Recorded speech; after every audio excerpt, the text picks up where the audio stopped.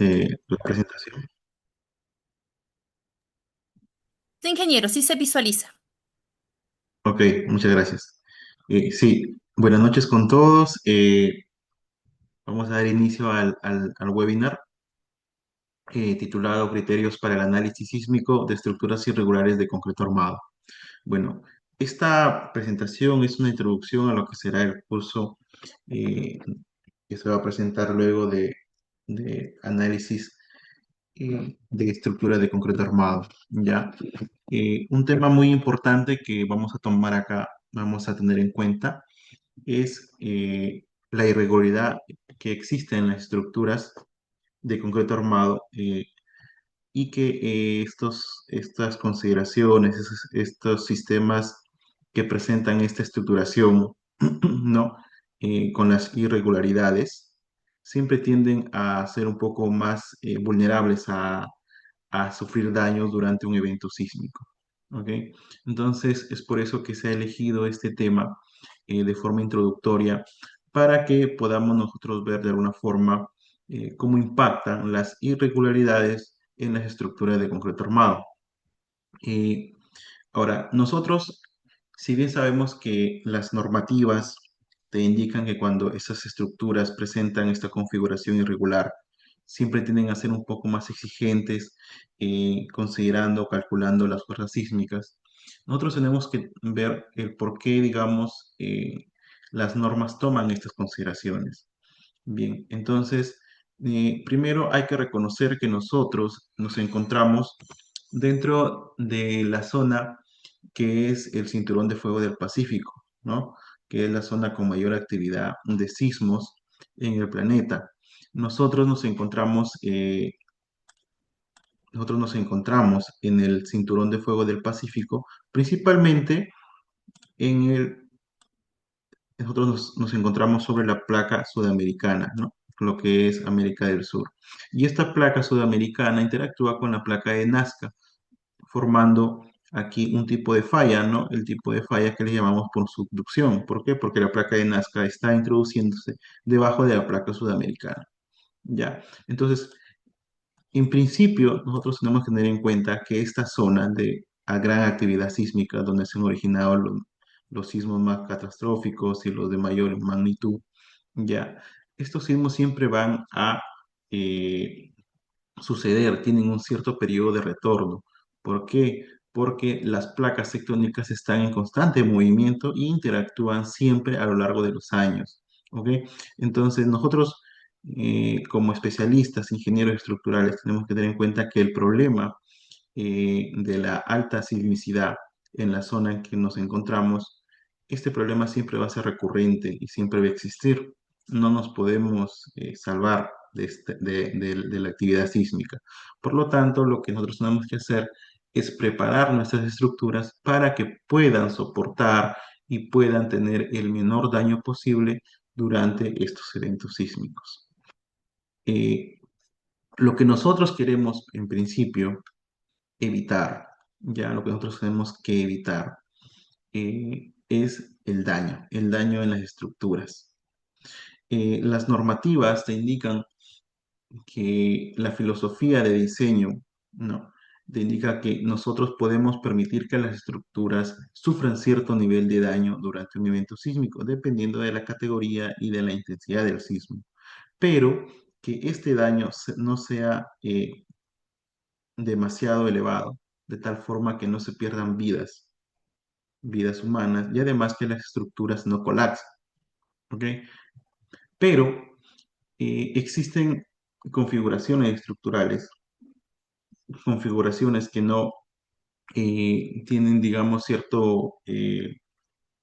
recomendación, ¿no? O ciertas características y estos van a originar daños sí o sí a las estructuras, ¿no? Y para eso nosotros tenemos que analizar ciertas características, ya, de estas especificaciones. Básicamente, las estructuras irregulares presentan características como, por ejemplo, efectos de columna corta, como podemos ver en esta imagen, ¿no? Efectos de torsión, como podemos ver en la otra imagen que está acá, ¿ya? Entonces, todos estos efectos, todas estas configuraciones de irregularidad pues van a hacer que la estructura presente daño. Y esto pues ya se ha vivido o ya se ha visto reflejado en estructuras reales durante los sismos en Perú y en otros países, ¿no? Por ejemplo, el efecto de columna corta, que normalmente se presentaba en instituciones educativas, ¿no? Donde se tenían las ventanas altas y tenían acá un pequeño parapeto, pero este parapeto, cuando no te presentaba cierta separación con la edificación, pues lo que provocaba era que toda esta zona que se encuentra acá, ¿no? Tenga gran rigidez y la parte que está en la parte superior tenga una rigidez muy baja. Y por lo tanto, lo que hacía el sismo era encontrar la zona débil, porque esto va a ser una zona débil, ¿no? Y va a concentrar todo su esfuerzo acá. Y la estructura lo que va a hacer es concentrar este esfuerzo o la energía, pero va a llegar un momento en que ya no vas a poder seguir acumulando esta energía y lo que va a hacer es disipar. ¿Y cómo disipan las estructuras la energía sísmica? La disipan a través de deformación, a través de deformaciones elásticas e inelásticas, las famosas rótulas, ¿no? Entonces aquí se generan rótulas plásticas y eso pues básicamente es daño. Ahora, este daño que vemos acá, este daño que vemos acá, pues se origina por la concentración de esfuerzos en una pequeña altura, porque esta es una altura muy pequeña, ¿no? Entonces, la deformación que se debió concentrar a lo largo de toda la altura del edificio, o toda la altura del nivel, se ha concentrado solamente en esta zona y por lo tanto ha generado un daño concentrado, ¿no? Y pues eso ya hace que la estructura colapse, pues la estructura ya no tiene más, no se puede usar. Ahora, este concepto que vemos acá de la concentración de esfuerzos se ha repetido en varias edificaciones, ¿no? Como por ejemplo tenemos acá este edificio que tiene, podemos ver que los niveles superiores tienen grandes muros y aportan bastante rigidez a la edificación, pero en la parte inferior solamente vemos pequeñas columnas, ¿no? Que de repente tienen suficiente resistencia, pero no tienen determinada rigidez, ¿no? Entonces, cuando viene el sismo, ocurre el sismo, lo que va a hacer es concentrar nuevamente las deformaciones de entrepiso en las zonas más débiles. Las zonas más débiles son las que tienen menor rigidez. Por lo tanto, esta columna va a concentrar gran cantidad de esfuerzo, gran cantidad de deformaciones, ¿no? Y la parte superior, pues va a tener deformaciones muy pequeñas, comparadas con la parte inferior. Entonces, va a originar rótulas. Las rótulas en los extremos, como ver aquí, rótulas en los extremos. ¿No? Las rótulas en los extremos. Y pues la rótula prácticamente es efecto de la disipación de energía del edificio, porque el edificio ya no puede concentrar más energía. Por lo tanto, se va a comenzar a tener grandes deformaciones y disipar gran cantidad de energía sísmica. Acá, por ejemplo, tenemos un ejemplo del sismo de Pisco del 2007 también, ¿no? Un edificio que presentaba, como pueden ver, eh, los cuatro niveles. Por ejemplo, en esta dirección tenemos gran cantidad de muros de albañilería, pero podemos ver que en esta zona que está acá, en esta esquina, ¿no? Tenía solamente en el primer nivel concentradas las columnas, ¿no? Y en la parte superior también tenía tabiques que de repente no han sido detallados adecuadamente, no tenían una junta suficiente con la estructura principal, pues y lo que hicieron es concentrar las deformaciones solamente en este nivel. Y acá podemos ver, por ejemplo, cómo en el primer nivel la columna ha concentrado gran cantidad de esfuerzos y en sus extremos se han formado las rótulas. Las rótulas, ¿no? Que han disipado la energía sísmica. Y básicamente esto es un concepto que parte, digamos, de una distribución del edificio, ¿no? Como proyecto en sí. ¿Por qué? Porque esta distribución ha sido de tal forma que el primer nivel sea una cochera. Como podemos ver acá podemos ver un vehículo que ha sido aplastado por el edificio.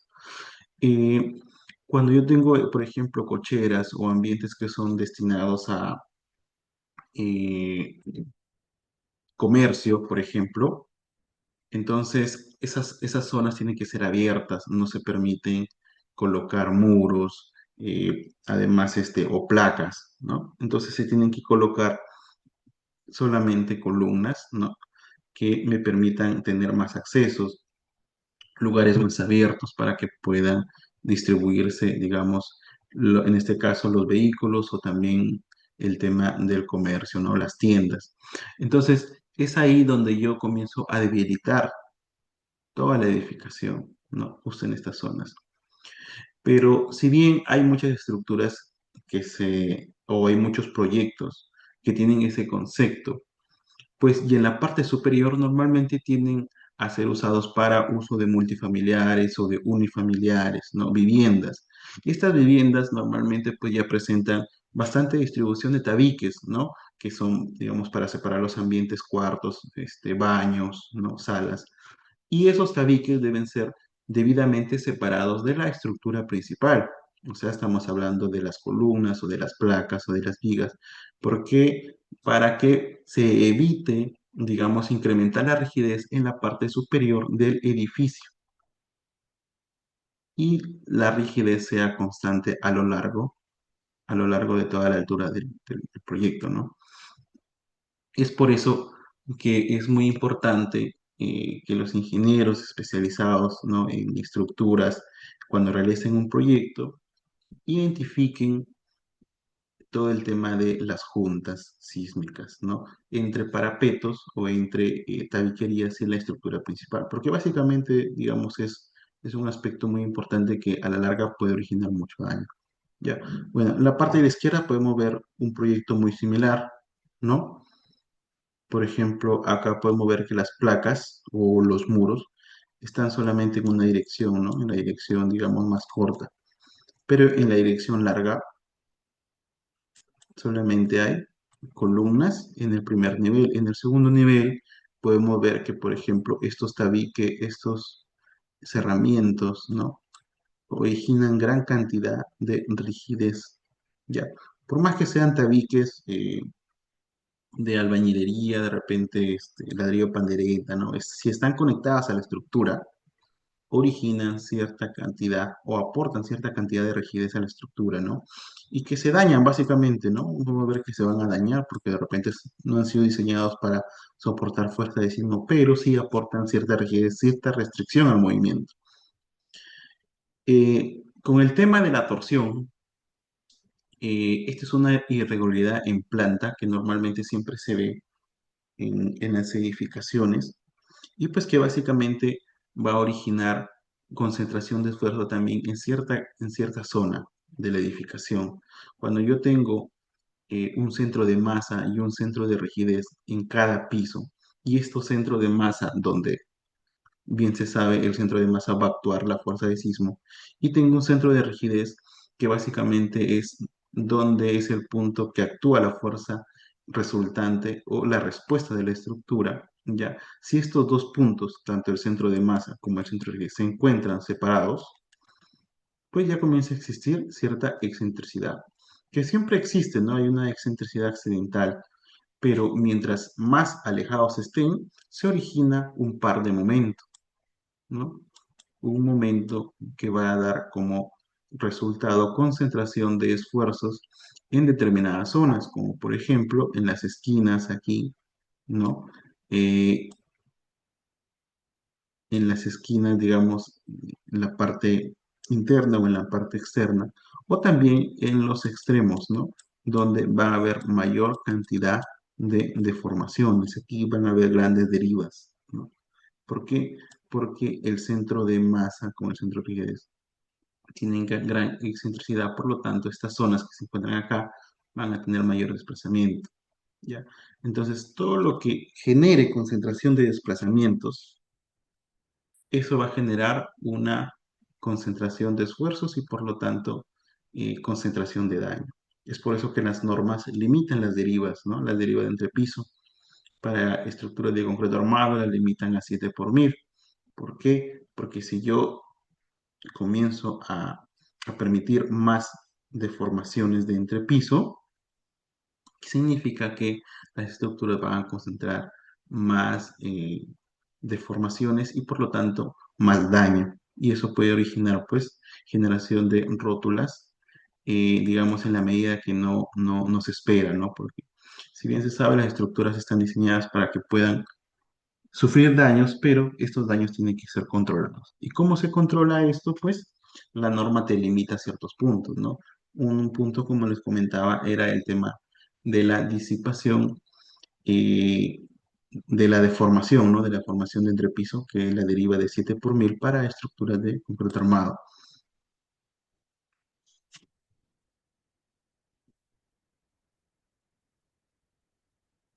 ¿no?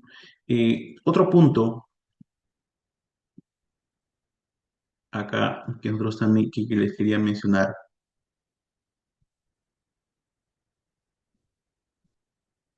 ¿no? Es que cuando nosotros analizamos las estructuras, la normativa siempre te indica que si hay irregularidades, nosotros tenemos que incrementar la fuerza de sismo. Se permite, sí, en ciertos puntos, pero la irregularidad es permitida siempre que se tengan y se castigue el diseño, ¿no? Si digamos yo tengo una estructura regular afectada por una fuerza de 100, si la estructura pasa a ser irregular, yo tengo que incrementar esa fuerza de sismo por un factor que te indica la norma. Entonces, los elementos estructurales como vigas, como columnas, van a requerir mayores cantidades de refuerzo, mayor cantidad de sección. Entonces, de alguna forma, la norma busca proteger sus estructuras siempre y cuando ya no se pueda salvar esa irregularidad. Entonces, nosotros como ingenieros estructurales, lo que tenemos que saber es que siempre las estructuras van a comenzar a disipar energía sísmica mediante rótulas. Por ejemplo, podemos ver que esta edificación que está acá ha sufrido una deformación, digamos, considerable durante un evento sísmico, incluso la estructura ha quedado desviada, ¿ya? Entonces, esta concentración de esfuerzos que está acá, ¿no? ¿Ya? Tiene que tener cierto nivel de ductilidad, cierto nivel de ductilidad. ¿Por qué? Porque la ductilidad es la capacidad que tienen las estructuras para comenzar a tener grandes deformaciones, pero no fallar. Quiere decir que va a tener gran disipación de energía de sismo, ¿no? Cuando nosotros tenemos la fuerza de sismo, vamos a graficar acá, ¿no? La fuerza cortante de sismo, y la deformación de la estructura, ¿ya? Entonces, si yo tengo una estructura dúctil, como una columna, esta gran cantidad de deformación que tenemos acá, en realidad viene a ser la energía disipada, ¿ya? Entonces, si yo tengo una estructura con una gran cantidad de ductilidad, esto es la ductilidad, ¿no? Voy a disipar gran cantidad de energía sísmica. Quiere decir que el sismo va a comenzar a actuar y va a comenzar a mover la estructura, a deformarla, y cuando la va a comenzar a deformar, se van a formar las rótulas. Y estas rótulas lo que van a hacer es disipar energía sin fallar, sin llegar a la falla. ¿Ya? Entonces, cuando ya llegue el momento en que la estructura no soporta más y comienza a fallar, previo a esto ha disipado gran cantidad de energía de sismo. ¿Ya? Entonces, esto es una estructura dúctil. ¿Y cómo se logra esto? Pues con un detallamiento adecuado de los estribos, este estribamiento principalmente. ¿Por qué? Porque nosotros cuando tenemos acá, por ejemplo, vemos que cómo ha explotado la base de esta placa o esta columna y cómo se han abierto los estribos, ¿no? Entonces, si yo le coloco más estribos a estos nudos, lo que voy a hacer es tomar el concreto y evitar que explote el concreto durante el movimiento, ¿no? Y además de eso voy a hacer que el acero comience a tener eh, mayor ciclos de carga y descarga y así comienza a fluir. Por lo tanto, el estribamiento es muy importante. El detallamiento de estribos en elementos de concreto armado en la zona de confinamiento es muy importante.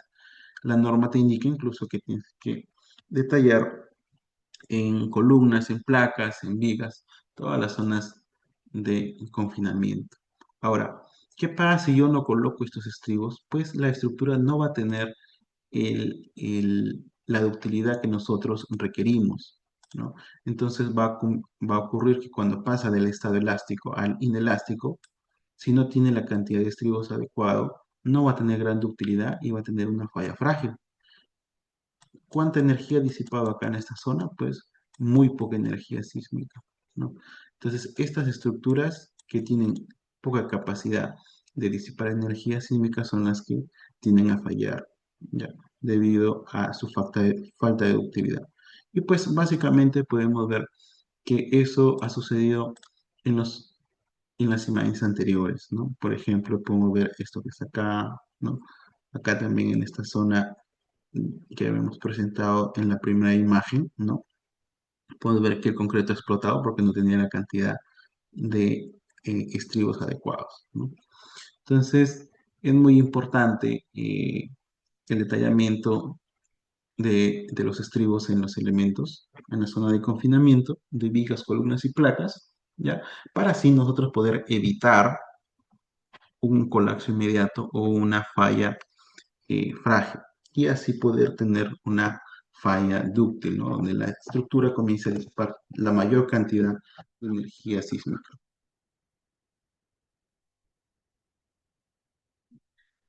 La norma sísmica, la norma E030 de diseño sismo resistente, lo que me va a indicar son las restricciones de irregularidad que nosotros tenemos que tener en cuenta para poder estructurar y poder diseñar un edificio.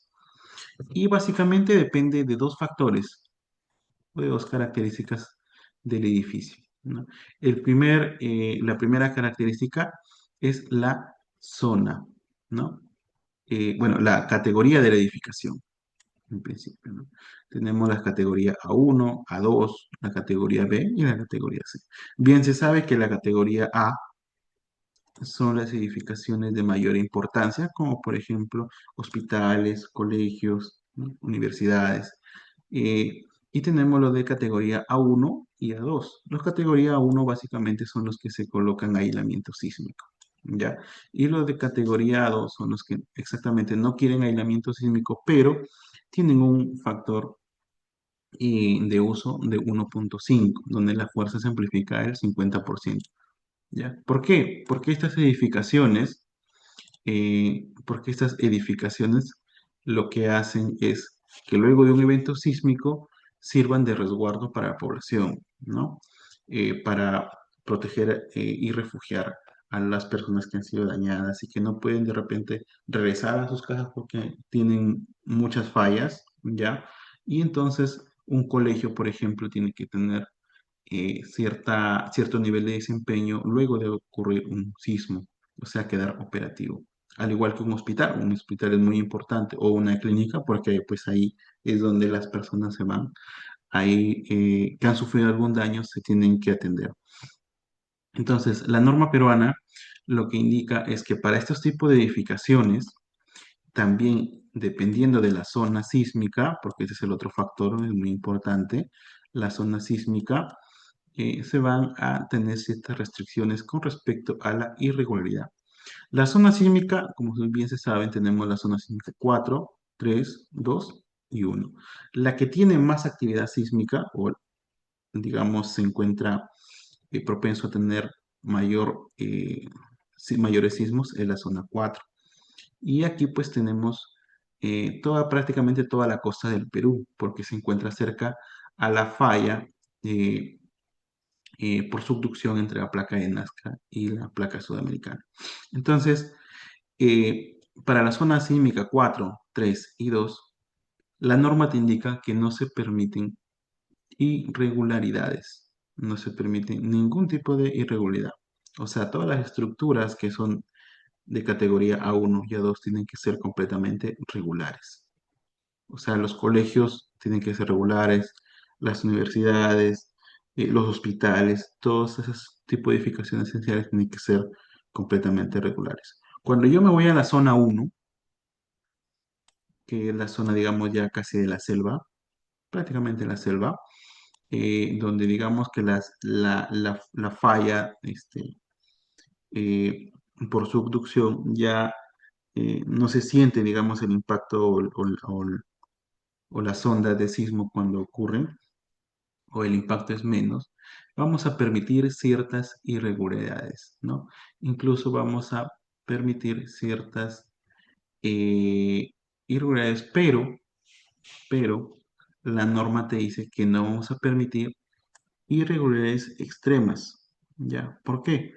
Porque la norma 030 divide irregularidades, digamos, las nominales y también las irregularidades extremas, donde ya, digamos, las condiciones estructurales son un poco más deficientes, ¿no?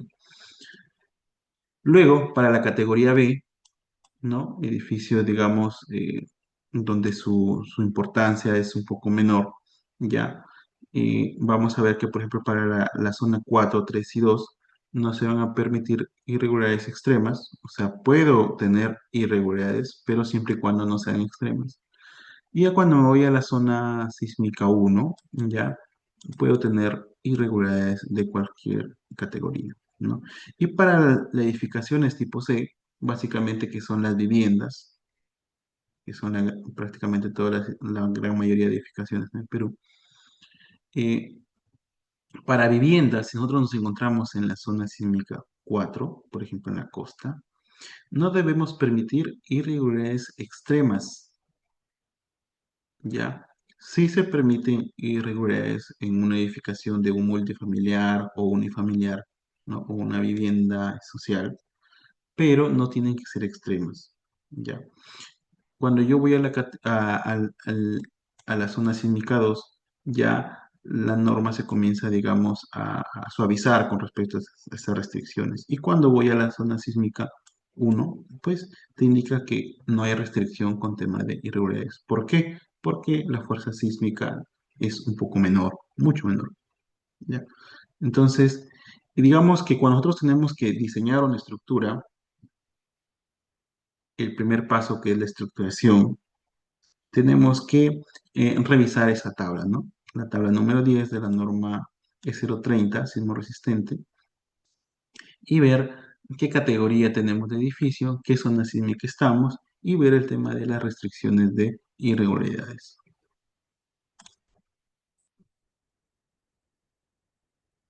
Ahora, vamos a ir viendo de forma un poco general lo que son las irregularidades. Básicamente la norma te presenta dos categorías principales, ¿no? Las irregularidades en planta, vistas en planta, y las irregularidades vistas en altura. Entonces, la principal irregularidad en planta es la torsional, la que comentábamos al inicio, ¿ya? Entonces, básicamente, eh, la norma te dice que la irregularidad lo que va a hacer es afectar a tu fuerza de sismo. Cuando tú tienes esta irregularidad vas a afectar tu fuerza de sismo. Y te da acá un factor, ¿no? Un factor IP. Y que lo que va a hacer este factor es alterar al factor principal, que es el R, ¿no? Y este factor R es un factor de reducción de fuerza de sismo. Ustedes saben que la fuerza de sismo estáticamente se calcula como la fórmula del SUX, ¿no? Dividido entre el R, ¿no? Multiplicado por el peso del edificio. Básicamente, el R es un valor que divide a la fuerza cortante, ¿ya? Dependiendo del sistema estructural, este R tiene ciertos valores, ¿no? Puede ser 1, 2, 3, 4, 5, incluso hasta 8. Entonces, cuando nosotros alteramos este factor R por un factor, por ejemplo, IP, de irregularidad en planta, ¿ya? Lo que vamos a hacer es que este valor va a ser más pequeño y como es inversamente proporcional a la fuerza de corte va a ser mucho mayor, ¿ya? ¿Y por qué nos sirve este factor R? ¿Por qué no usamos, digamos, la fuerza cortante al 100%? Como bien se sabe, pues las estructuras, las estructuras, ¿no? Tienen un comportamiento elástico y un comportamiento inelástico. El comportamiento elástico normalmente ocurre cuando las edificaciones presentan pequeños desplazamientos, ¿no? Y pues esos pequeños desplazamientos se dan ante sismos pequeños, sismos que siempre ocurren, ¿no? De grado 3, grado 4, incluso grado 5. ¿Por qué? Porque cuando estamos en el rango elástico quiere decir que, por ejemplo, la columna se ha deformado y cuando ha pasado el sismo ha vuelto a su estado de deformación cero. ¿Ya? O sea, quiere decir que se ha movido y ha retornado a su estado de deformación cero. Entonces, no ha disipado energía. Pero eso, como les comentaba, solamente se da para desplazamientos muy pequeños. Ahora, ¿qué pasa si ocurre un sismo muy grande? Entonces, si nosotros diseñamos la estructura para que siga comportándose elásticamente durante un sismo muy fuerte, entonces yo voy a obligar que la estructura siga absorbiendo más fuerza cortante y permanezca lineal, un comportamiento lineal durante un evento sísmico de gran magnitud. Y eso pues como consecuencia va a hacer que las secciones de los elementos estructurales como columnas, vigas, placas sean muy grandes. ¿Por qué? Porque yo necesito absorber demasiada fuerza de sismo. Entonces, económicamente y digamos ingenierilmente, eh, no se adopta esa, digamos, ese criterio de diseño, ¿no? Entonces, lo que se hace es reducir la fuerza de sismo por un factor R o dividiéndolo entre un factor R. Entonces, la norma te dice, ya, está bien, la estructura se va a comportar elásticamente hasta cierto punto y luego lo que va a hacer es tener grandes deformaciones, pero ya no va a absorber fuerza sísmica, sino va a tener grandes deformaciones. Entonces, esta área que forma acá va a ser la disipación de la energía sísmica. Lo que va a hacer la estructura es a comenzarse a deformar, a tener grandes deformaciones, a formarse las rótulas, previo a que presente la falla de verificación, ¿no? Entonces, eso se logra con estructuras que tengan cierto nivel de ductilidad, ¿no? Justo lo que les había comentado anteriormente. Entonces, dicho esto, lo que nosotros queremos hacer cuando tenemos este tipo de edificaciones es evitar de alguna forma las fallas frágiles, ¿no? Y tener fallas dúctiles. Cuando nosotros tenemos una irregularidad en planta, principalmente la torsional, vamos nosotros a concentrar los daños. ¿Dónde? En los extremos. Normalmente, por ejemplo, si tenemos acá una planta y tenemos en este eje, ¿no?, horizontal y en este eje vertical dos grandes muros, y estos muros, pues al tener gran rigidez lateral va a hacer que las deformaciones acá prácticamente sean nulas y donde se queden los espacios vacíos, donde solamente tengo columnas, estas columnas lo que van a hacer es deformarse, tener grandes deformaciones. Y pues como van a tener grandes deformaciones, van a concentrar gran cantidad de daño. Y pues lo más probable es que colapsen, ¿ya?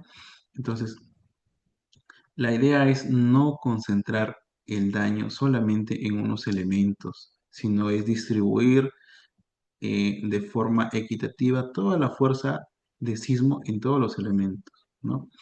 Y al hacer eso, yo voy a tener menos elementos sobreesforzados, ¿ya? ¿Por qué? Porque acá voy a tener columnas que van a colapsar, acá también voy a tener columnas que van a concentrar gran cantidad de fuerza de corte porque están conectadas a estos muros, ¿no? Y estos muros, pues, básicamente absorben bastante fuerza de corte también. Entonces, esto que está acá, básicamente representa la torsión. Y pues la torsión se da, como les comentaba a un inicio, porque yo tengo un centro de rigidez. Y el centro de rigidez, al tener dos placas, voy a tenerlo muy pegado hacia la derecha y hacia arriba, ¿no? Un centro de rigidez. Y el centro de masa, pues básicamente va a estar muy separado, ¿no? Un centro de masa. Cuando viene el sismo actúa en el centro de masa y el edificio responde en el centro de rigidez. Y lo que se origina básicamente es una gran excentricidad, tanto en Y como en X, lo que origina un gran momento torsor. Ese momento torsor va a hacer que se dañen los elementos, como podemos ver acá, por ejemplo, en esta imagen 3D, ¿no? La concentración de deformaciones en estas columnas eh, de esta esquina. Y básicamente esto se produce en edificaciones que están en esquinas, ¿no? Y que básicamente estos sirven para temas comerciales, se necesitan tener ambientes eh, con mamparas grandes, eh, con accesos grandes, ¿no? Y en la parte de atrás normalmente se rellenan con muros. Y si estos muros, pues básicamente no han sido separados de la estructura principal y aportan rigidez, van a originar el efecto de la torsión. Ahora, esto digamos que hay cierto nivel. La norma te dice que puede existir cierta irregularidad por torsión cuando se limitan, digamos, a un valor de 1.3 veces los desplazamientos, ¿no? Pero ¿qué pasa cuando ya se exagera esto? O sea, cuando ya esto es un poco, mucho mayor. Cuando eso ocurre, eh, tenemos lo que llamamos la irregularidad torsional extrema, ¿ya? Donde ese factor que indicaba de 1.3 se vuelve 1.5. Y pues básicamente eso es pues cuando ya tenemos grandes elementos muy rígidos, columnas en unas zonas muy débiles, o sea, el centro de masa con el centro de gravedad están demasiado alejados, ¿ya? Y pues incluso mira acá te dice que el factor tiene que ser 0.6, ¿ya? O sea que la fuerza cortante lo voy a dividir entre 0.6 y me va a originar un gran incremento de la fuerza. Y acá podemos ver en 3D y en planta varios edificios, ¿no? Que tienen estas configuraciones, ¿no? Y típicas, digamos, ¿no? Lo que les comentaba, por ejemplo, edificaciones en esquina, donde tenemos dos grandes placas y en los otros extremos tenemos solamente columnas, ¿ya? Concentración de muros, ¿no? En ciertas zonas. Las cajas de los ascensores o las cajas de escaleras en edificaciones, a veces cuando se colocan en unos extremos, se tiene concentración de esfuerzo porque este es un gran elemento de concreto armado y que tiene gran cantidad de rigidez. ¿Ok? Entonces, todas las estructuras irregulares hay que, digamos, evaluarlas de tal forma que nosotros evitemos el daño, controlemos las deformaciones y sobre todo tener una buena práctica, ¿no? En lo que es el diseño, en lo que es la estructuración. Porque si bien nosotros podemos tener estas configuraciones y alterar nuestra estructura por este factor y poner secciones muy grandes, incrementar la fuerza cortante, en sí los procesos constructivos a veces no son los adecuados y los usos también no son los adecuados, ¿no? Además de eso, que los sismos eh, si bien nosotros tenemos ciertas características, ¿no? Del suelo, del tipo de falla, a veces los sismos son predecibles, ¿no? Pueden ser sismos que pueden ser de grandes frecuencias, de bajas frecuencias, ¿no? Y los tipos de ondas son distintos. Por lo tanto, si bien nosotros podemos incrementar la fuerza cortante para evitar este, el daño en estas estructuras irregulares, los sismos a veces juegan una mala pasada, pues sí, y por más que tú hayas tomado unas consideraciones indicadas por las normas, eh, siempre van a sufrir daño tus edificios, ¿no? Otra de las irregularidades en planta, por ejemplo, son las esquinas centrantes. Y pues esto siempre hemos visto en todos los edificios. En la mayoría de edificios podemos ver que las plantas de los edificios no son, digamos, lo más regular posible, ¿no? Siempre hay digamos, cierta esquina, ¿no? Que a veces no necesita ser un espacio vacío, ¿ya? Pues, y esto origina una reducción en los diafragmas, ¿no? La norma te indica que, por ejemplo, si ya tengo reducciones de mayor del 20% en el lado, digamos, del diafragma, ya se comience a castigar la fuerza de sismo, ¿ya? Igual, esto genera concentración de esfuerzos, por ejemplo, en las esquinas, ¿no? O donde se originan mayores desplazamientos. ¿Ya?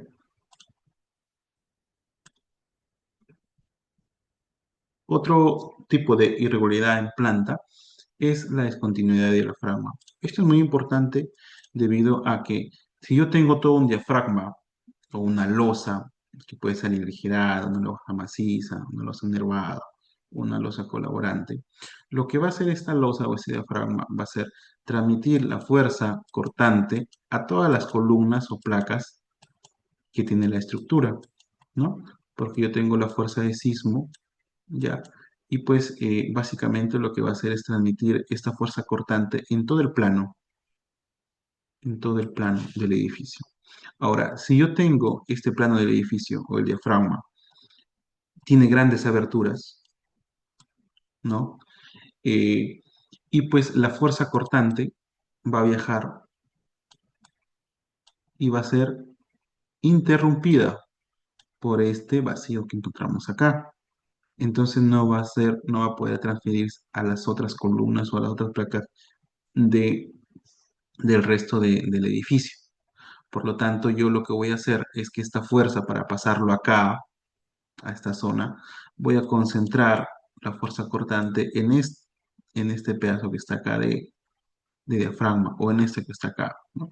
Entonces, la norma te indica que tienes que evitar esa concentración de fuerza cortante en los diafragmas, ¿no? Por eso te indica cierto valor de reducción, ¿no? Un valor máximo de reducción, ¿ya?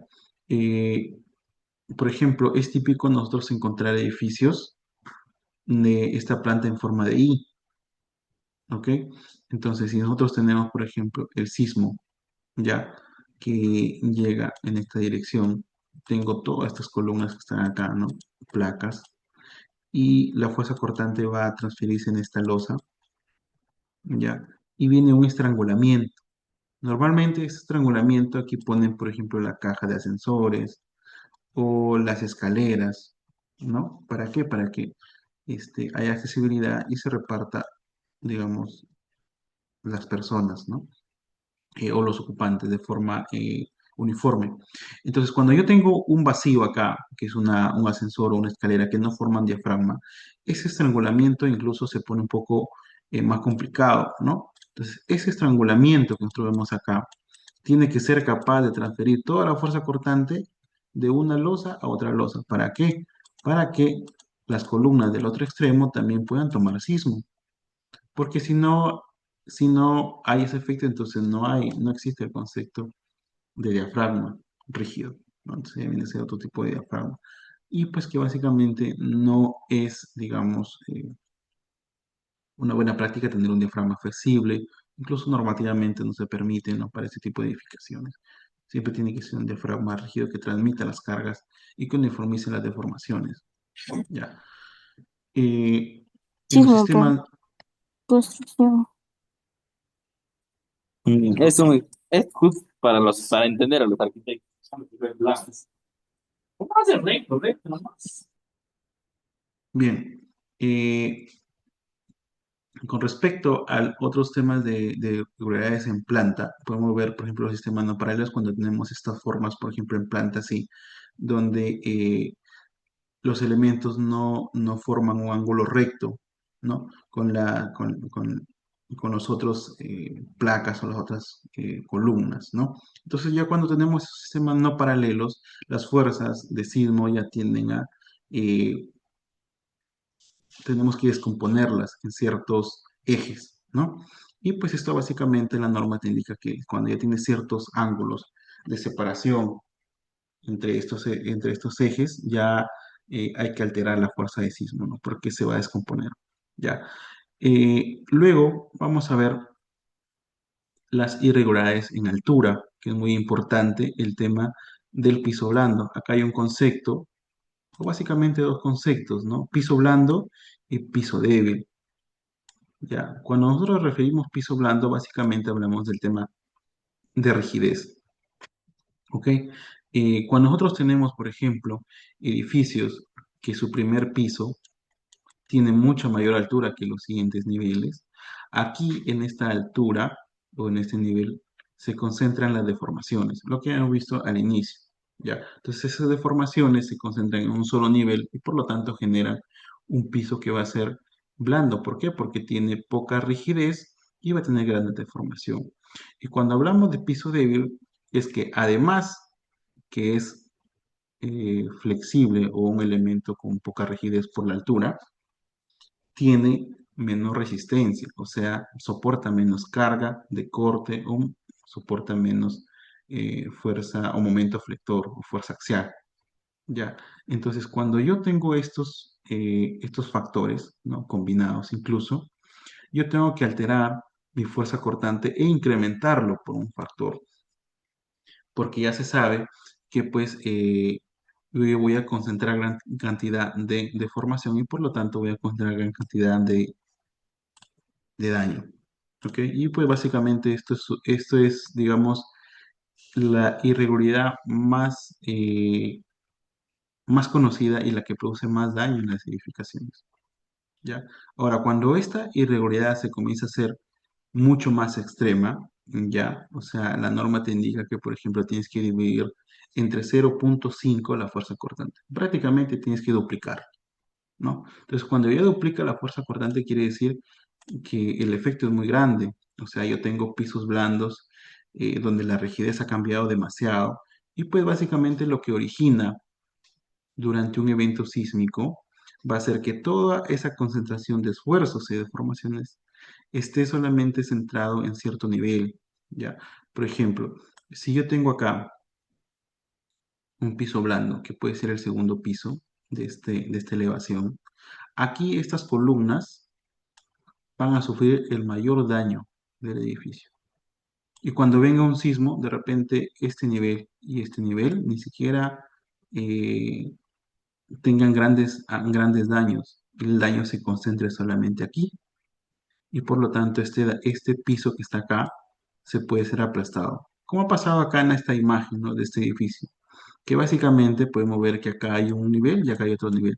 Todo esto que está aquí se ha dañado, incluso el piso inferior, ¿no? Prácticamente el daño se ha concentrado aquí en estos dos niveles y en la parte de abajo, en el primer piso, en el segundo, ¿no? En el quinto, sexto, séptimo piso no se tiene tanto daño como en estos niveles, ¿no? Prácticamente esta edificación ya colapsó, ¿ya? Entonces, cuando se tiene, digamos, gran reducción de la fuerza, de la rigidez y de la resistencia de los elementos, hay que prácticamente incrementar la fuerza de sismo. Eso es lo que te dice la norma, ¿no?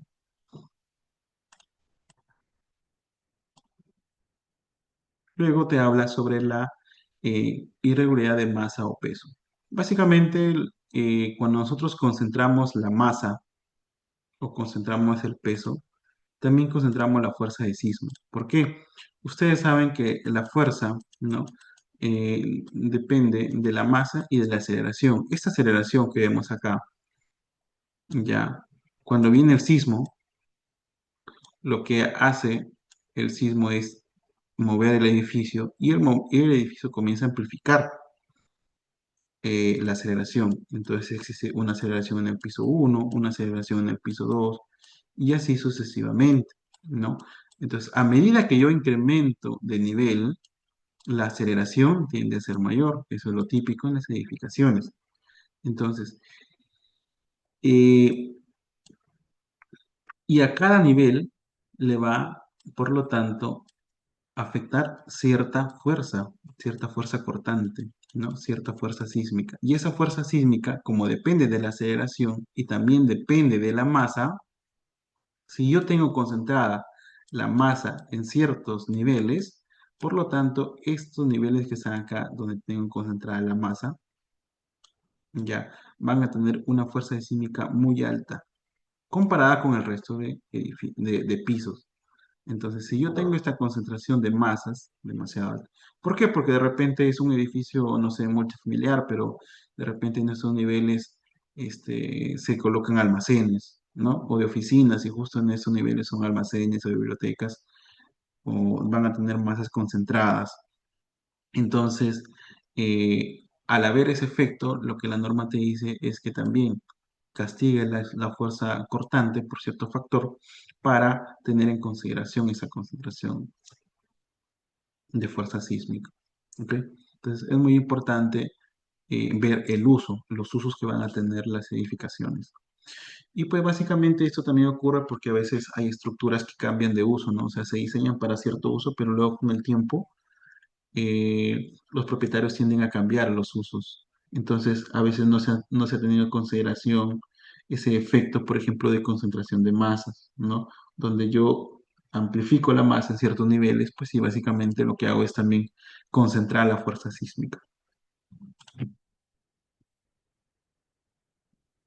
Bueno, por ejemplo, también tenemos el tema de eh, irregularidad geométrica vertical, en este caso, por ejemplo, cuando la geometría comienza a variar y sobre todo, pues cuando se comienzan a reducir las fuerzas, las secciones, ¿no? Entonces, si yo comienzo a reducir la sección, quiere decir que también igual reduzco la rigidez de los elementos. ¿Por qué? Porque los elementos ya no son continuos y también reduzco la masa. Entonces, esa distribución, digamos, de fuerzas cortantes que no es uniforme, genera cierto nivel de concentración de esfuerzos en ciertos pisos. Es por eso que la norma también te indica que se tiene que alterar por cierto factor. ¿Ok? Y cuando yo tengo una irregularidad, por ejemplo, por sistemas resistentes, por discontinuidad de sistemas resistentes, como puedo ver acá esta imagen, la norma también te exige que se tiene que alterar por cierto factor cuando los desplazamientos de los ejes sean mayores al 25%. Esto quiere decir que yo puedo tener, por ejemplo, en un piso, ¿no? Un elemento de cierta sección, vamos a ver acá, ya. Y luego cuando yo paso a otra sección, de repente puede incrementar o puedo reducir a esa sección. Entonces, yo voy a originar ahí un cambio en la excentricidad, sobre todo en la excentricidad de los ejes, ¿no? Entonces, si no son céntricos y además cambian drásticamente la rigidez, lo que yo voy a hacer acá, pues es básicamente concentrar cierta cantidad de fuerza cortante, ¿ya? Ustedes saben que la fuerza cortante también es igual a la rigidez multiplicado por el desplazamiento. Entonces, es proporcional mucho a la rigidez, ¿ya? Entonces, si yo tengo un cambio de rigidez aquí en estos elementos, voy a concentrar ciertas fuerzas cortantes en un nivel y en otro nivel, ¿no? Que puede ser mayor y este puede ser menor, ¿ya? Además de eso, pues también depende mucho de los desplazamientos. Ahora, esta excentricidad que vemos acá, lo que va a generar es, aparte de que la fuerza axial, ¿no? Está en una zona y luego está en otra zona, va a originar un momento adicional, un momento de segundo orden, ¿ya? Es por eso que cuando nosotros tengamos estos casos, también analicemos esa fuerza, ese momento de segundo orden y lo eh, adicionemos al diseño por flexión de los elementos, sobre todo de las columnas o de las placas. Ahora, esto que está acá, la norma te dice que puede ser incluso un poco más extremo, ¿no? Y cuando ya es un poco más extremo, el factor incluso puede ser menor, puede ser mucho, digamos, este factor va a alterar mucho más la fuerza cortante.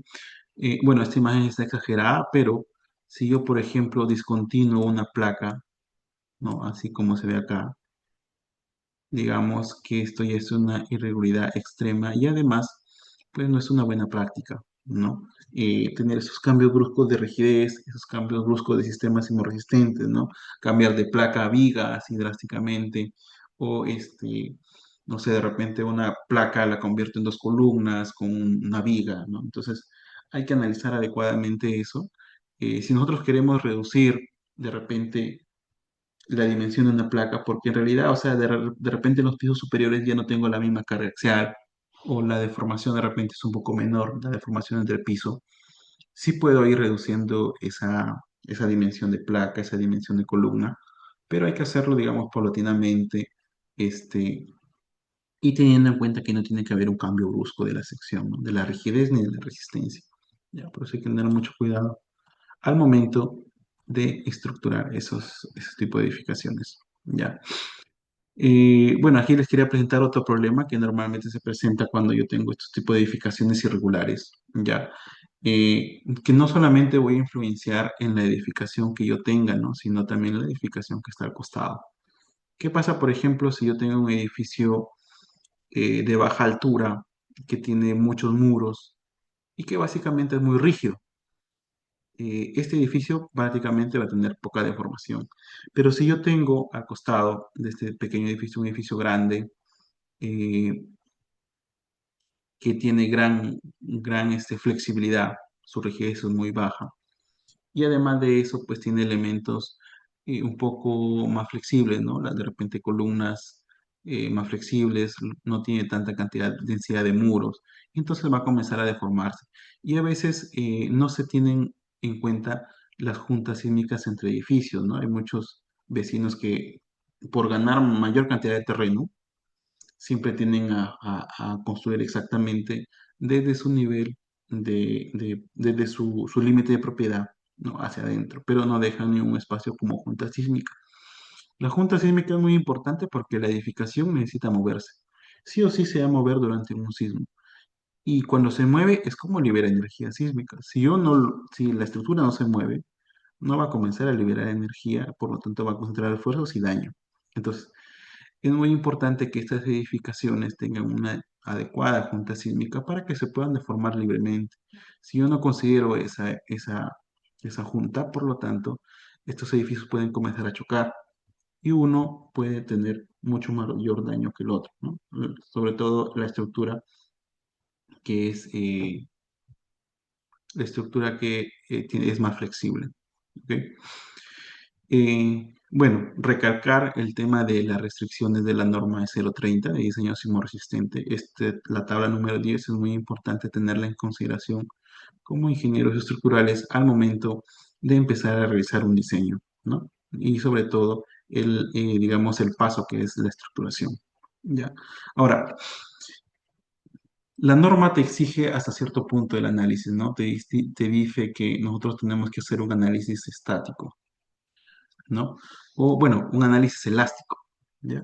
Como les había comentado, nosotros siempre diseñamos, ¿ya? Para que las estructuras tengan un comportamiento elástico, ¿no?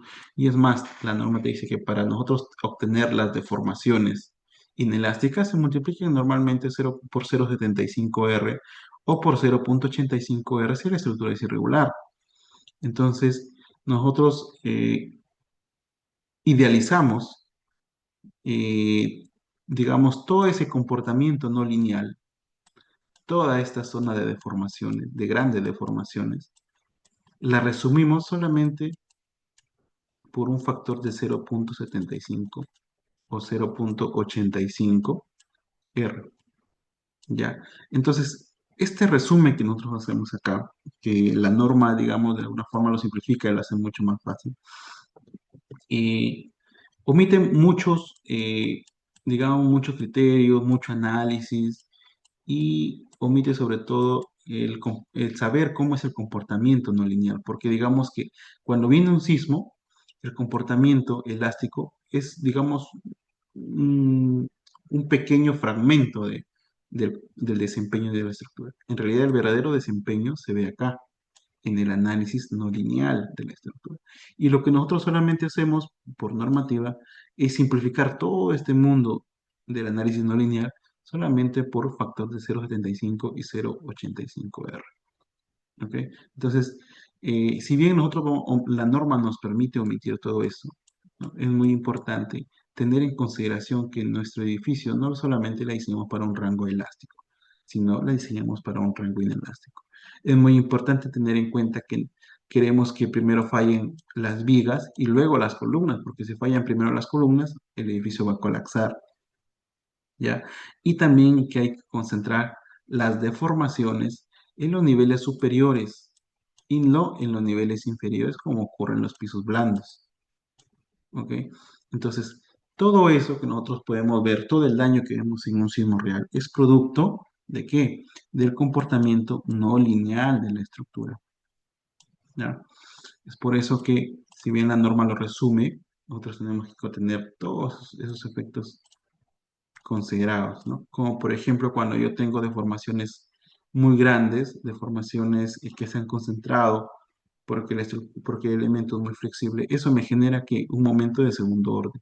El momento de primer orden normalmente es la fuerza horizontal multiplicado por la altura, ¿no? Es el momento, digamos, en la base, pero Cuando yo tengo grandes deformaciones y tengo una carga axial, eso me genera un momento de segundo orden y que mi elemento, que es la columna o la placa, tiene que tener un diseño adecuado para que soporte los dos momentos. ¿Ok?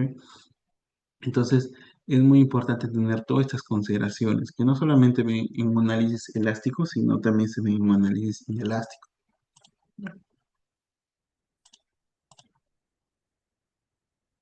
Ahora, viendo el problema que nosotros tenemos, hay que ver también cómo se soluciona, ¿no? Bueno, de forma resumida, algunas consideraciones o algunos, digamos, alternativas de solución, por ejemplo, es el aislamiento sísmico, ¿no? El aislamiento sísmico lo que hace es reducir la fuerza sísmica. Y básicamente esto funciona como una columna corta, porque digamos, en una pequeña altura lo que yo voy a hacer es concentrar toda la deformación. Es decir, que cuando el sismo ocurra, el sismo viene y ya se ingresa toda la energía sísmica al edificio, pero se encuentra con un aislador sísmico. El aislador sísmico es lo que hace es tomar esta energía sísmica y la transmite a una energía de histérisis, porque lo que va a hacer es comenzar a deformarse una y otra vez, ¿no? Y cada loop de histérisis o cada curva de histérisis lo que va a hacer es disipar energía. Y cuando ya se comienza a deformar, lo que va a hacer es transmitir una fuerza de sismo a la superestructura, pero ya va a ser mucho menor, que como si fuese un edificio convencional. Y por lo tanto, esta es una alternativa de solución que ya ha trabajado muy bien en otros países como por ejemplo Japón, Estados Unidos o Chile, donde ya han ocurrido grandes sismos y han trabajado adecuadamente y han protegido la estructura. Por lo tanto, acá la norma peruana incluso lo exige para hospitales o para clínicas. Cuando yo, por ejemplo, ya tengo una edificación y esta edificación ya está construida, de repente lo que nosotros podemos hacer es reforzar, por ejemplo, el piso blando. Si yo tengo un piso blando acá que lo necesito reforzar, lo que necesito es darle rigidez. Ahora, yo puedo colocar acá de repente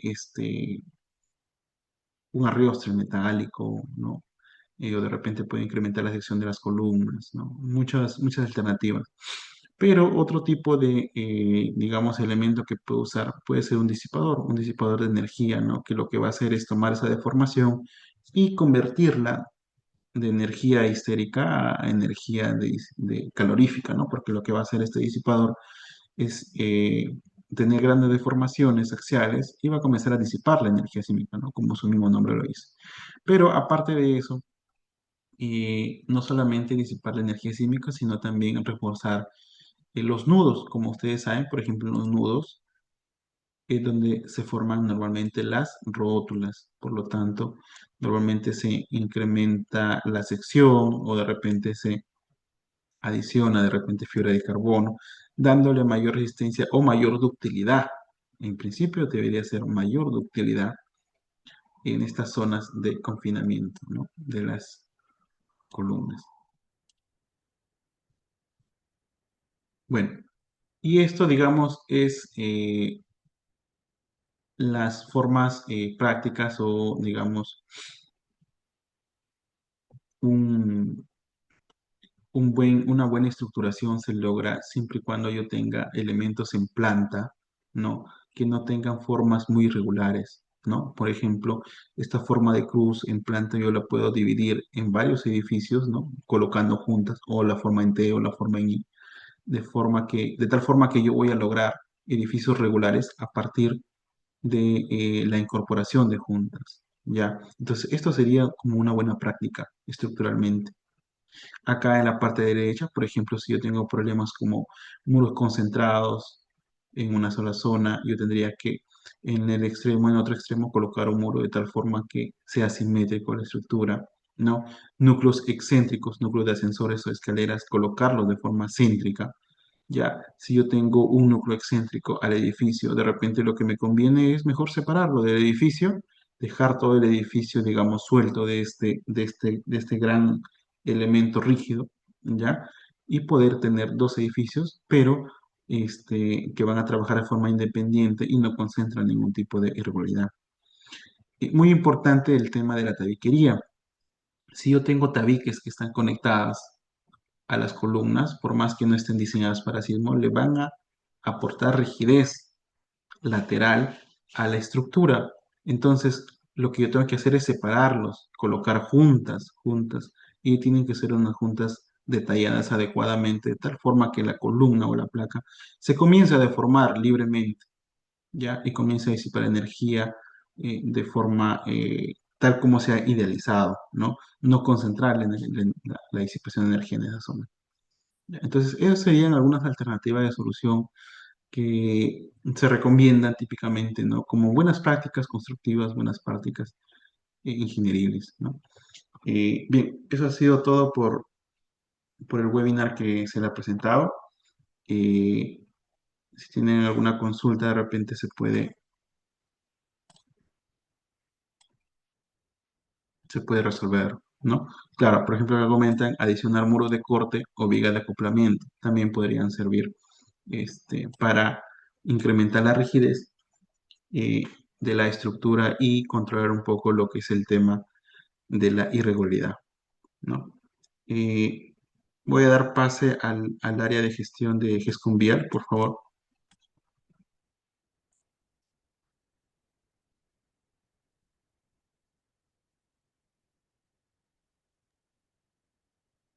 Listo, ingeniero. En caso no hubiese consultas, estaríamos culminando el webinar y estaríamos dando inicio al tema ya de las dinámicas. Y creo que hay unas consultitas, ingeniero, por el chat.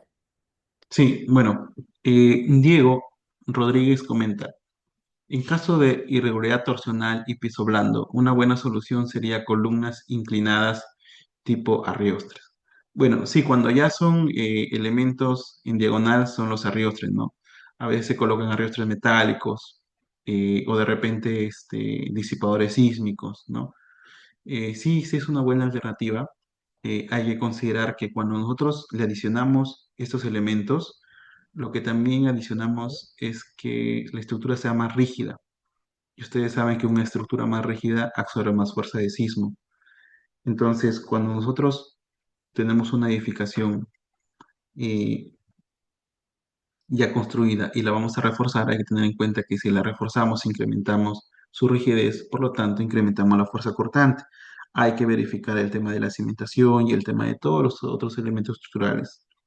Y si hay que hacer algún refuerzo adicional en algunas zonas, pues se tiene que hacer, ¿no? Ensanchando columnas, ensanchando nudos, o de repente usando fibra de carbono, ¿no? Bien, sí, creo que ya no hay más consultas.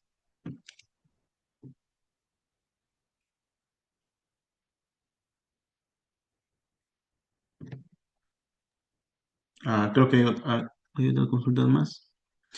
Ingeniero, no hay Dice, problema. Puede seguir respondiendo a las consultas. sí. Diego Rodríguez comenta, en Perú todavía no contamos con rascacielos, pero ¿qué puede comentar respecto a los amortiguadores de masa sintonizada?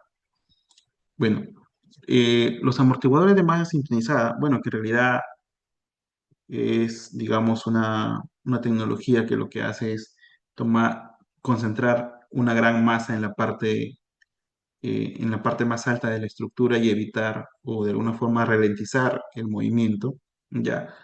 Trabaja muy bien siempre y cuando sea diseñado adecuadamente, ¿no? Es una de las alternativas para reducir el daño en edificaciones muy altas, ¿no? En realidad esa masa concentrada lo que hace es, además que llevan muchos amortiguadores sísmicos, digamos, en esa zona, ¿no? Es de alguna forma limitar el desplazamiento en la parte superior y de esa forma se reduce pues gran parte de deformaciones en los pisos inferiores. Otra alternativa es concentrar gran rigidez en ciertos niveles, ¿no? El- a veces llamamos una tecnología como los outrigger o los pisos rígidos, ¿ya? Que por ejemplo, si yo tengo un edificio de 150 pisos cada, no sé, 40 pisos o cada 50 pisos, yo dedico exclusivamente unos 2 3 pisos solamente a colocar amortiguadores sísmicos y a colocar masas concentradas, de tal forma que cada cierto nivel o cada cierto piso, las deformaciones bajan y no se genera un péndulo, digamos, netamente, ¿no? Sino se van reduciendo los desplazamientos cada cierta altura, ¿ok?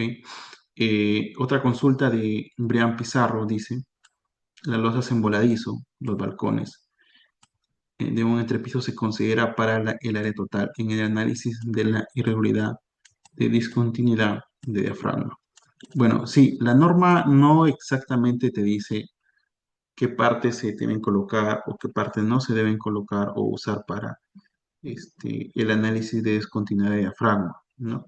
Pero, digamos, conservadoramente, los diseños no consideran estos volados, ¿no? Porque estos volados, si bien son elementos rígidos, ¿no? O sea, son secciones rígidas, no me transmiten la fuerza cortante de una columna a otra columna, porque ya, digamos, un extremo tiene una columna y el otro extremo no tiene, ¿no? Por lo tanto, una buena práctica es no considerarlo. Luego, José Rodríguez pregunta, en el caso de la irregularidad en planta por tener una forma en L, como por ejemplo los que nos mostró al inicio de la presentación, ¿cómo se puede disminuir la concentración de esfuerzos en la esquina interna? En realidad la esquina interna se concentra, ¿por qué? Porque los otros extremos se comienzan a abrir mucho. Entonces, cuando se abren mucho, el vértice central es el que también se va a comenzar a abrir. Por lo tanto, lo que yo tengo que hacer, si yo tengo esta irregularidad, además que me lo permite la norma, para ciertos usos y para ciertas zonas, lo que yo tengo que hacer es reducir los desplazamientos en las zonas más alejadas del vértice, ¿ya? Porque si las zonas más alejadas no se deforman tanto, no se desplazan tanto, el vértice también no se ve tan afectado. Sí puede haber gran cantidad de concentración de esfuerzos, o sea, fuerza cortante, momento flector, ¿no? Pero yo solo puedo solucionar adicionando de repente una sección un poco más grande, agregando mayor resistencia al concreto o más estribos o más acero. Pero lo que yo quiero hacer es, digamos, de alguna forma reducir ese daño y la única forma que, bueno, se puede plantear es reducir los desplazamientos en los otros extremos. Claro, también se puede partir en doble edificación en realidad, ¿no? Que digamos sería la buena práctica, pero si en caso ya no se puede, tendría que manejarse pues otra solución. Sócrates, Arquímedes, Vargas, consulta. La masa en piscinas, en pisos intermedios, en torres, ¿cómo se podría corregir esta irregularidad inercial?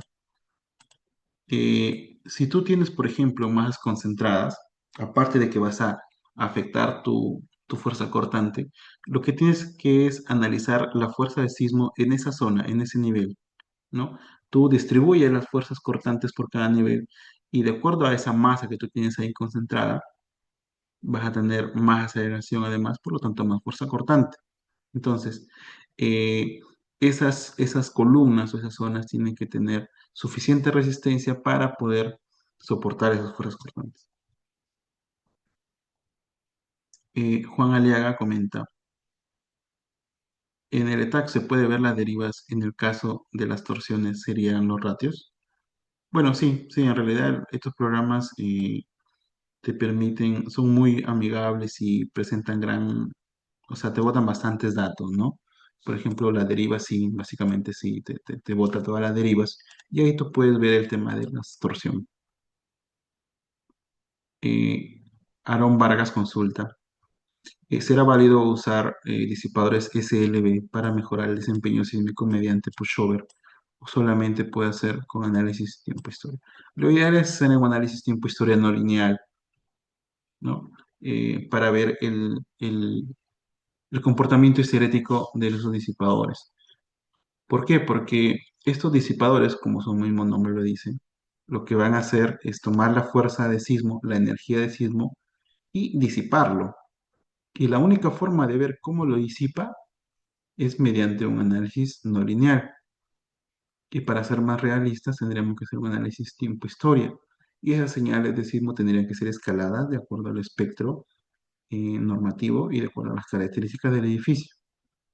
¿Ya? Y por ejemplo, los programas como el ETAX o el SAT te permiten realizar un análisis FNA, ¿no? Que es un análisis fast no lineal, ¿no?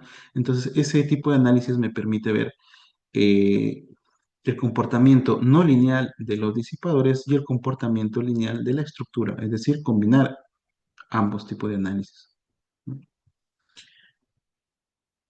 Guillermo Rodas consulta, ¿disipadores es lo mismo que amortiguadores? Básicamente en ingeniería sí es lo mismo, ¿ah? Porque un amortiguador, un aislador sísmico, un BRB, ¿no? Su función siempre va a ser disipar energía. Para eso se les implementa en las edificaciones, ¿no? Para disipar energía. O sea, la idea es que las columnas, las vigas, ¿no? Eh, disipen la menor cantidad de energía y que la disipación de energía se concentre en estos dispositivos, ¿no? En los amortiguadores o en los aisladores.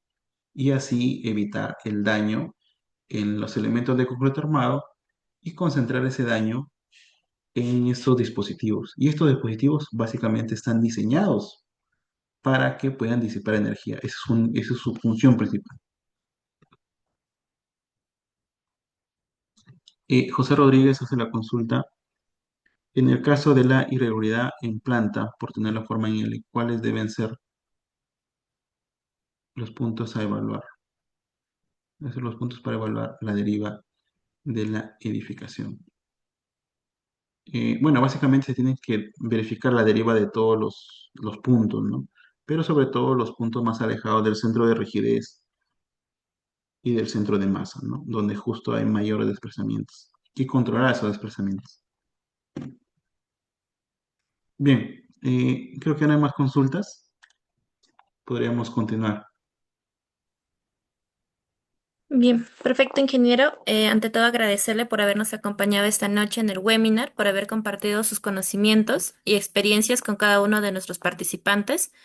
Yo me quedo con ellos para poder, como mencioné al inicio del webinar, realizar las dinámicas que tenemos preparados esta noche.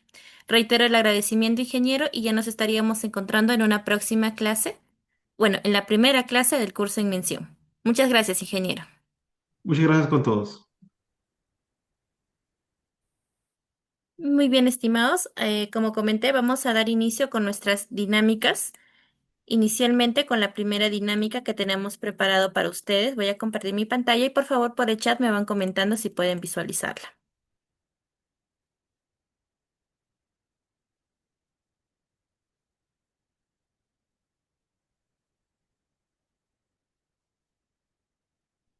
Bien, estimados, esperando que puedan estar visualizando mi pantallita, sin por favor agradecer me puedan confirmar. Bien, perfecto, muchas gracias, Rommel. Gracias, José.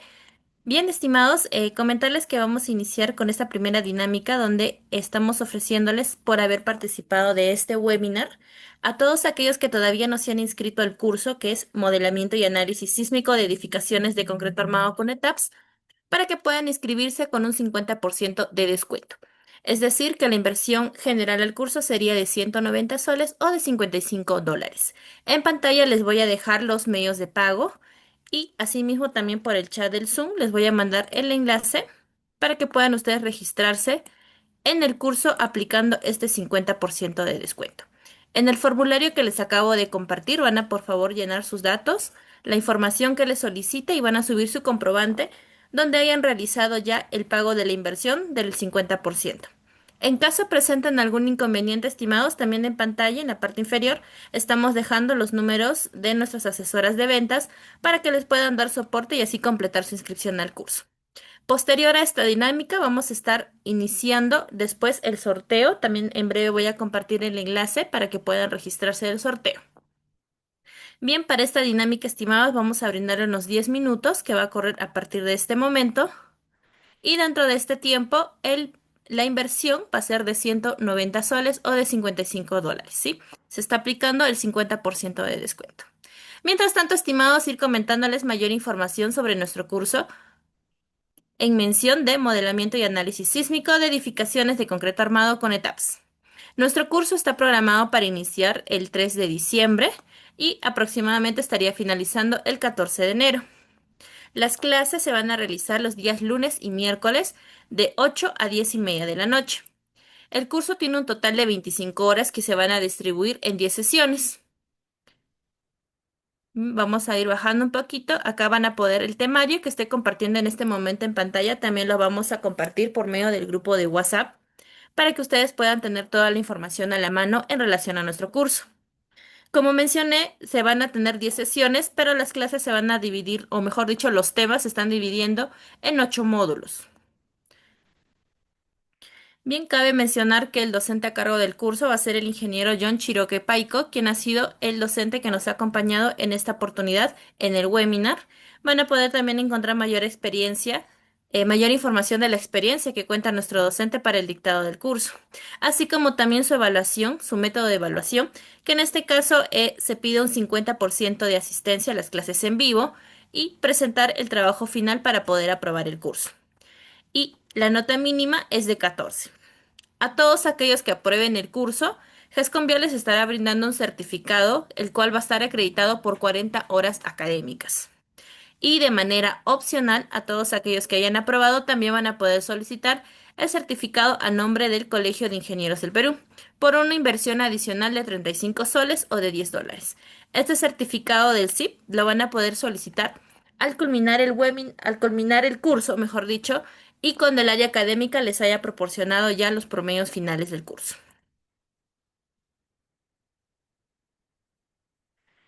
Bien, estimados, muchas gracias Albarracín Luis por el comentario. Mientras tanto, estimados, mientras va pasando el tiempito, voy a compartirles un pequeño video en relación al curso.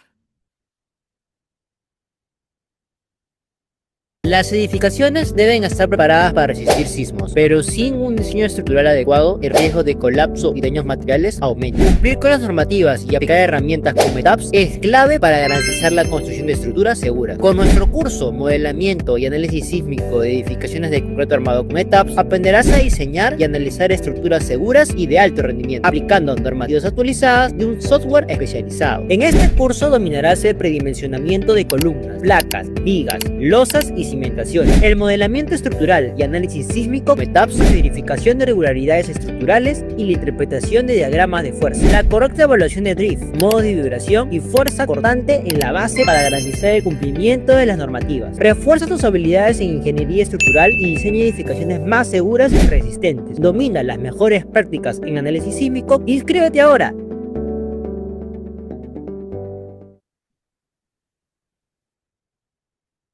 Muy bien, estimados, todavía están dentro del plazo para que puedan, bueno, mejor dicho, del tiempo para que puedan acogerse a este descuento del 50% de descuento. Recuerden que una vez finalizados estos 10 minutitos, la inversión regresa a su monto original, que sería de 380 soles o de $109. Bien, ahí, estimados, también comentarles que todos aquellos que se inscriban al curso estarían pasando a lo que es la modalidad avanzada, para lo cual van a tener acceso a todas las clases, a las 10 sesiones, así como también van a tener acceso a lo que es su creación de aula virtual, donde van a tener a la mano las grabaciones y todo el material que se comparta en el desarrollo del curso. Tanto las grabaciones y el material van a tener una vigencia de 1 año una vez finalizado el curso. Igualmente comentarles, estimados, que en relación a lo que es el instalador de tabs, GESConVIA les estará proporcionando el instalador para así poder llevar con éxito el curso. Bien, estimados, mientras tanto voy a compartirles también ya el enlace para que puedan ir registrándose en el sorteo de las semibecas. Recuerden que aquellos que se estén inscribiendo en el curso con el 50% de descuento, igualmente pueden participar del sorteo y en caso salieran ganadores de una de estas semibecas, podrían aplicarla a cualquiera de nuestros otros cursos. Bien, acabo de compartir el enlace del sorteo.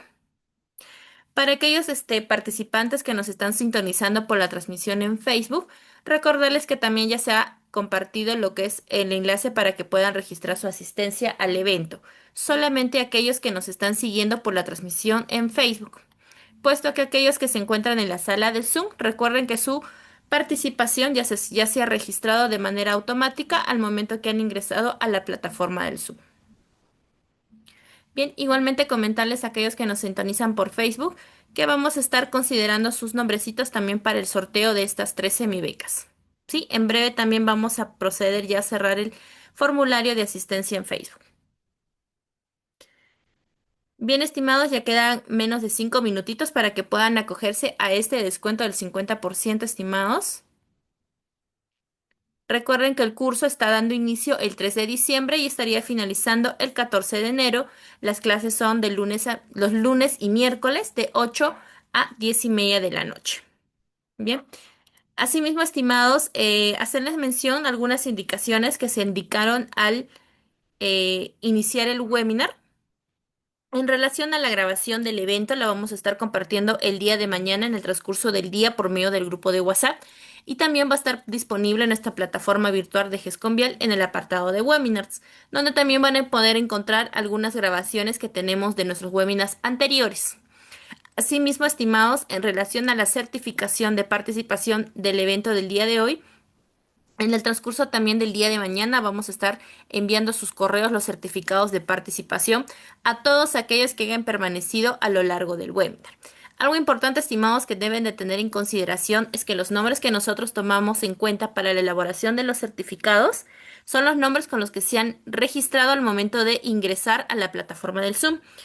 En caso hayan ingresado únicamente con un nombre, con algún apellido, les recomendamos, estimados, que puedan hacer el cambio y colocar su nombre completo a fin de que en su certificado figure su nombre completo. Bien, estimados, ya queda menos de 3 minutitos. Mientras tanto, vamos a ir ordenando sus nombrecitos de todos los participantes que se están inscribiendo al sorteo. En pantalla van a poder visualizar los nombres de todos aquellos que se están inscribiendo. Recuerden que al sorteo están ingresando aquellos que se hayan inscrito en el formulario que acabo de compartir.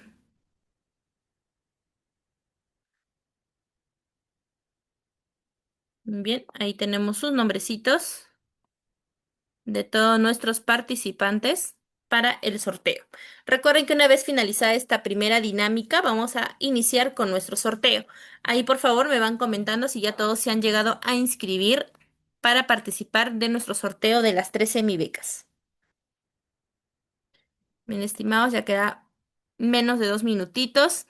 Y posterior a esta dinámica estaremos dando inicio a nuestro sorteo de las 3 semibecas para el curso especializado de modelamiento y análisis sísmico de edificaciones de concreto armado con ETAPS. Bien, ahí estamos revisando si tenemos algunos inscritos que se han acogido al 50% de descuento. Mencionarles a ellos que el día de mañana el área de ventas les van a estar confirmando su inscripción al curso y les van a estar brindando los accesos correspondientes tanto al grupo de WhatsApp de la modalidad avanzada y días posteriores les estarán informando sobre la creación de sus usuarios en el aula virtual. Bien, estimados, ya queda menos de un minutito. Quiero aprovechar este momento, estimados, también para comentarles que también contamos para el curso con la modalidad gratuita, que consiste en brindarles el acceso a la primera clase del curso que se va a realizar el miércoles 3 de diciembre y así mismo se les va a brindar el material que se comparta en esta primera clase. Y al día siguiente de realizada la sesión estaremos compartiéndoles también la grabación de esta primera clase. ¿Sí? Para participar de la modalidad gratuita se pueden inscribir en el primer enlace que compartí para que puedan registrarse con el 50% de descuento. En ese mismo enlace pueden inscribirse y seleccionan lo que es la modalidad gratuita. Así nuestras compañeras de ventas les van a poder dar acceso al grupo de WhatsApp de la modalidad gratuita y van a poder acceder a la primera clase del curso, que como mencioné se estaría realizando el miércoles 3 de diciembre. Bien, estimados, ya habría culminado el tiempo de la primera dinámica. Y con ello, estimados, estaríamos ahora sí dando inicio a nuestra segunda dinámica del gran sorteo de las 3 semibecas. Para ello, estimados, quiero consultar si ya todos se han llegado a inscribir en el sorteo, sino para proceder a hacer el cierre del formulario. Ahí en pantalla estoy mostrando los nombres de los participantes del sorteo. Por favor, me comentan rápidamente por el chat si todos se han llegado a inscribir, de lo contrario, para dar unos minutitos adicionales o si no, para poder, mejor dicho, para proceder a cerrar el formulario de inscripción y dar inicio con nuestro sorteo. Y por favor, me comentan, estimados. Igualmente voy a proceder también ya a cerrar el formulario de asistencia de nuestros participantes que nos han sintonizado por Facebook. Tenemos ahí a los 3 participantes, Yelitza, a Jorge Martín y Miguel Ángel. Bien, para el sorteo de las 3 semibecas de los participantes en Zoom, tenemos a James Gerson Romero, tenemos a Joseph Brian Calderón, a Jorge Luis Pérez, a Yuliño Machaca, a Máximo Maricio Villegas, tenemos a Roger Yucra, a Yamir Alexander Rodrigo, a Brian Pizarro, a Marco Alexander Valverde, a Rizel Edgar Poma, a Jeremy Berni Núñez, Cristian Emanuel Merel y a Mario Daniel Mamani. Bien, estimados, me comentan por favor si ya todos se han llegado a inscribir en el sorteo. Estimado Juan, para participar del sorteo hay que inscribirse en el formulario. Voy a volver a compartirlo para que puedas inscribirte y así participar del sorteo.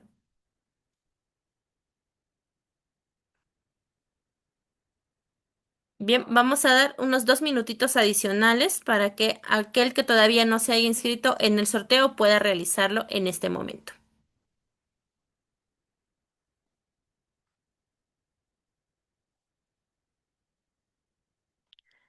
Allá, aún estamos todavía he brindado unos 2 minutitos adicionales para todos aquellos que todavía no se han inscrito en el sorteo puedan inscribirse y así participar. En pantalla he mostrado los nombrecitos de todos nuestros participantes, para que puedan ustedes ahí verificar que se encuentra su nombre de todos aquellos que se han inscrito en el formulario que he compartido y así puedan participar del sorteo de las 3 semibecas.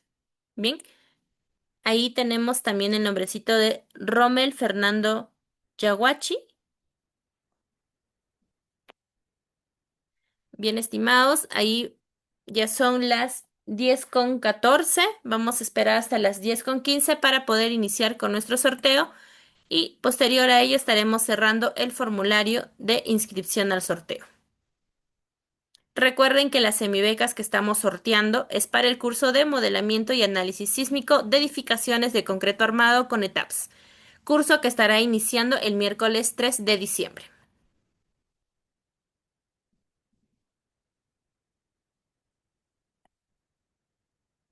Bien, ahí tenemos también a Juan Carlos Aliaga, que se acaba de inscribir al sorteo. Bien, estimados, a las 10:15 damos por culminado la etapa de inscripción al sorteo y procederemos con el cierre del formulario. Aquellos que salgan ganadores del sorteo, el día de mañana nos vamos a comunicar con cada uno de ustedes para poder brindarles mayor información de cómo pueden inscribirse al curso aplicando su semibeca. Bien, estimados, siendo ya las 9:15, voy a proceder a realizar el cierre del formulario. Y ahora sí, vamos a dar inicio con nuestro sorteo. Voy a compartir en un momentito mi pantalla, la ruletita para iniciar con el sorteo.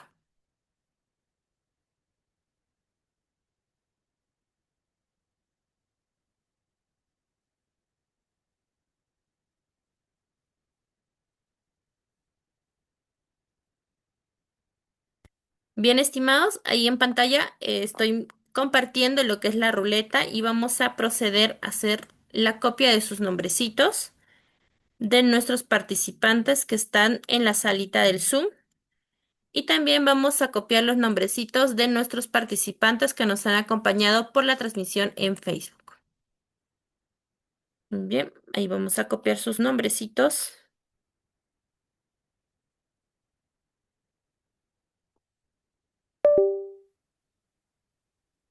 A ver.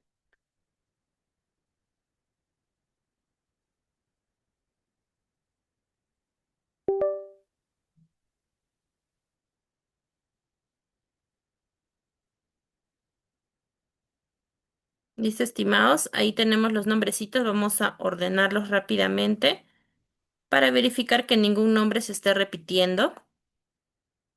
Vamos a verificar. Bien, bien, estimados. Ahora sí vamos a dar inicio con nuestro sorteo. Les deseo a cada uno de ustedes mucha suerte. Vamos a realizar una mezcla de sus nombrecitos. Y con ello iniciamos girando nuestra ruletita para sacar a nuestro primer ganador. Mucha suerte a cada uno de ustedes.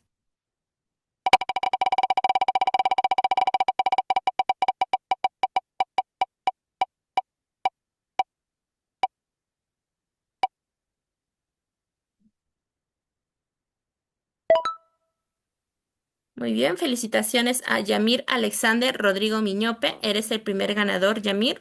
Felicitaciones. Vamos a tomar apunte de tu nombrecito para que el día de mañana nos estemos comunicando contigo y darte mayor información sobre tu semibeca. Bien, vamos a copiar aquí tu nombrecito, estimado. Y vamos a proceder también a retirarte de la relación de participantes. Vamos a volver a girar nuestra ruletita. Primeramente vamos a hacer una mezcla de sus nombres. Y ahora sí, estimados, volvemos a girar para sacar a nuestro segundo ganador de esta noche.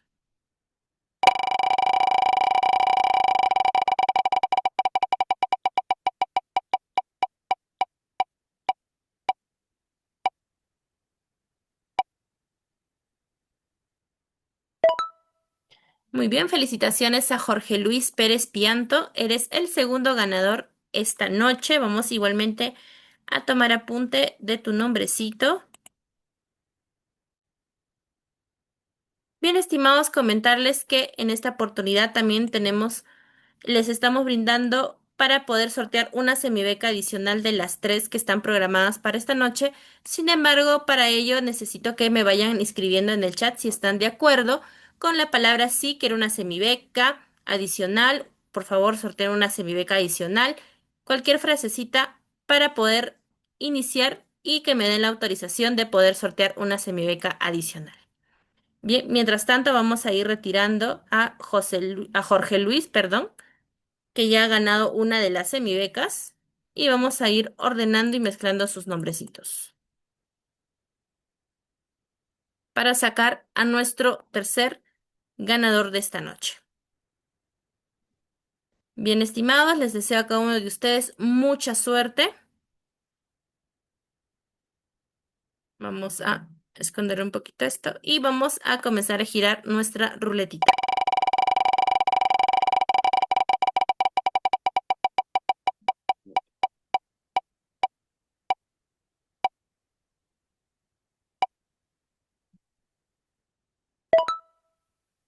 Muy bien, felicitaciones a Máximo Maricio Villegas Vargas. Eres el tercer ganador de esta noche de una de las semibecas. Vamos a tomar aquí apunte de tu nombrecito para que igualmente el día de mañana nos estemos comunicando contigo para darte mayor información.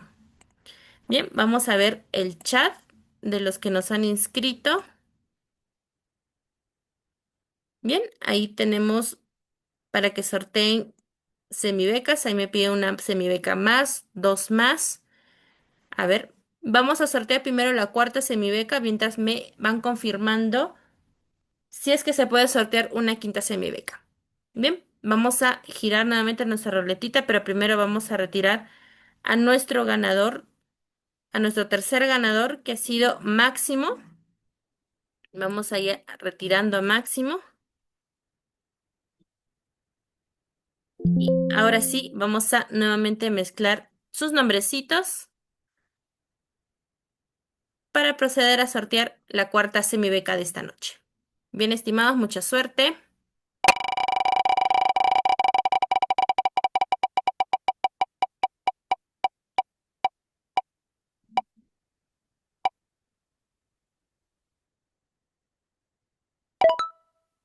Bien, felicitaciones a Miguel Ángel Machuca Pari. Eres el cuarto ganador de esta noche.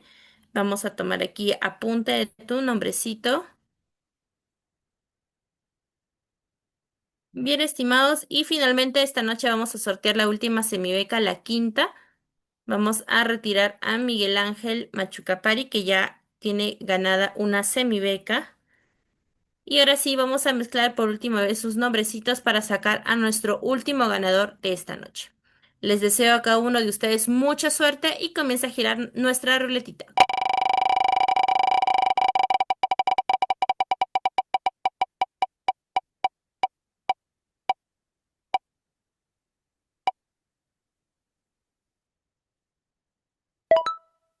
Muy bien, felicitaciones a Cristian Emanuel Merel Gómez. Eres el quinto y último ganador de esta noche. Igualmente vamos a tomar aquí apunte de tu nombrecito, Cristian, para que nos estemos comunicando contigo el día de mañana.